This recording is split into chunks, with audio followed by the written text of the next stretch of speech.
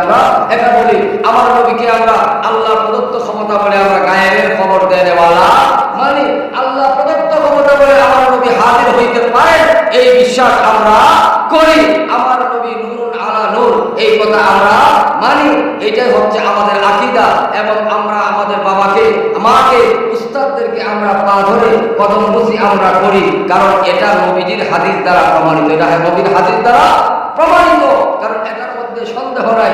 যেমন আমরা মসজিদের মধ্যে 5 ওয়াক্ত আযান হয় না, আযান হওয়ার পরে দেখেন এখন আযানের দোয়া তো দূরের কথা, কয় আযানের কোন হাত তোলা দূরের কথা, দোয়াও করা করে না। অথচ বুখারীর মধ্যে আসছে এই হাদিস কানা যে আযানের দোয়ার আপনার অর্থ উত্তর দেওয়ার পরে, আযানের স্বাভাবিক আপনি উত্তর দেওয়ার পরে আপনি যখন আযান শেষ হয়ে গেল তখন আমরা পড়ি কি আল্লাহুম্মা রাব্ব হাযিহি দাওয়াতিত তাম্মা ওয়াস সালাতিল কায়িমা আতি মুহাম্মাদাল ওয়াসিলা